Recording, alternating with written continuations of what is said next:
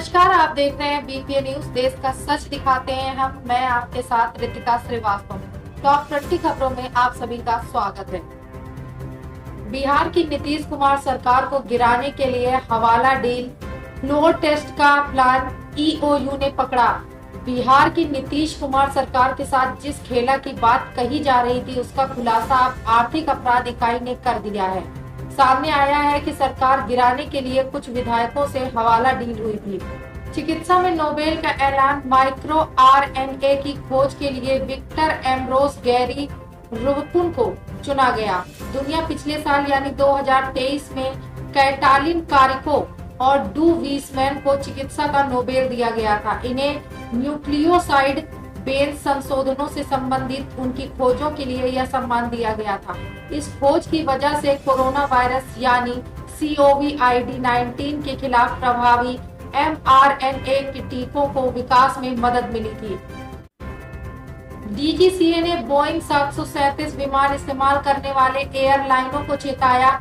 सुरक्षा का आकलन करने के निर्देश। देश में air India express, spice jet और आकाशा देश के बोइंग 737 श्रृंखला के विमानों का संचालन करते हैं।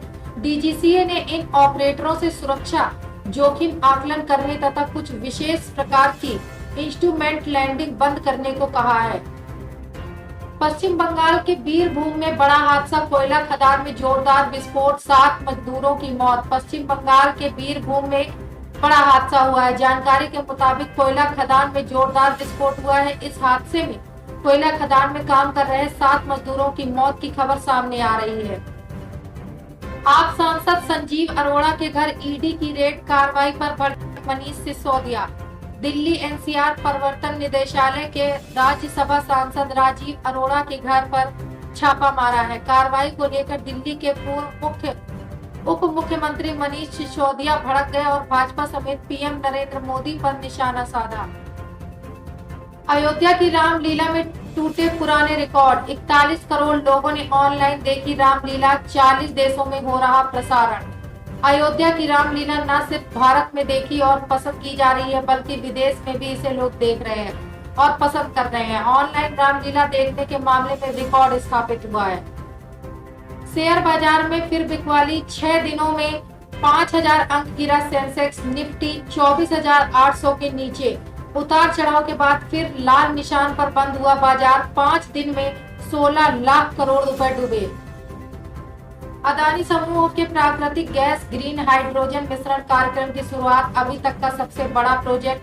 अहमदाबाद के कुछ इलाकों में इस प्राकृतिक गैस में ग्रीन हाइड्रोजन के मिश्रण वाली गैस की सप्लाई शुरू भी हो गई है। इसका उद्देश्य उत्सर्जन में कटौती और नेट जीरो के लक्ष्य को हासिल करना है। मालदीव में रुपए कार्ड से भुगतान की शुरुआत हो गई है। पीएम मोदी बोले, यूपीआई से भी जुड़ेंगे दोनों देश। पीएम मोदी ने कहा कि भारत और मालदीव के संबंध सदियों पुराने हैं। भारत मालदीव का सबसे करीबी पड़ोसी और घनिष्ठ मित्र देश है। हमारी नेबरहुड फर्स्ट पॉलिसी और सागर विजन में मालदीव का महत्वपूर्ण स्थान है।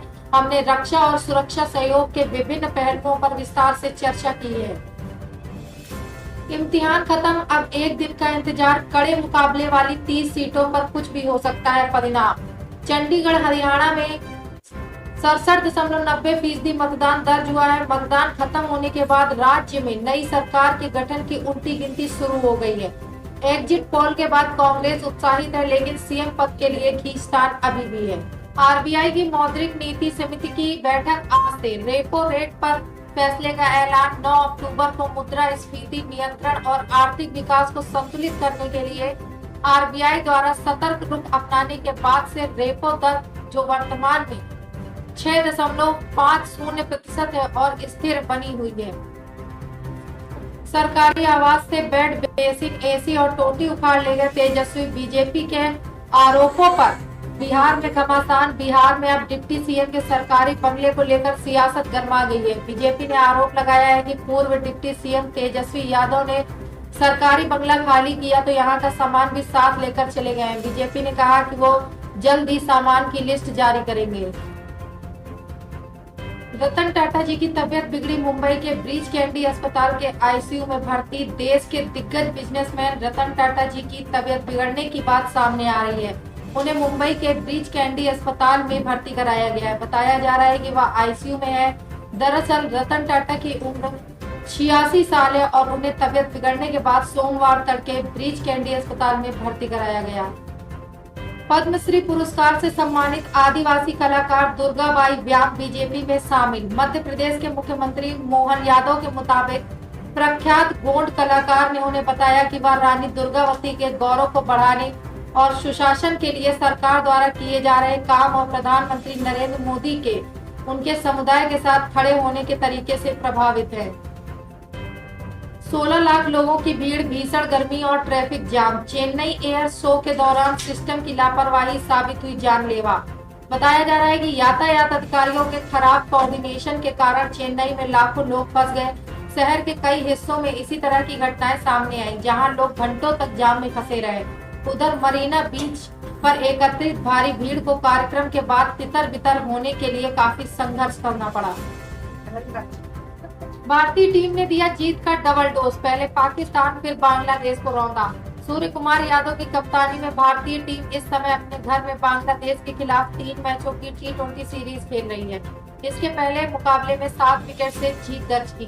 दूसरी ओर भारतीय महिला T20 वर्ल्ड कप खेल रही है, जिसमें उसने अपनी पहली जीत दर्ज की है। उसने पाकिस्तान महिला टीम को करारी से। कानपुर में एक पति पत्नी ने बुड्ढों को जवान बनाने वाली इजरायली मशीन का झांसा देकर 35 करोड़ रुपए ठग लिए। पुलिस ने बैंक खाते खंगाले तो कुल 600 रुपए मिले।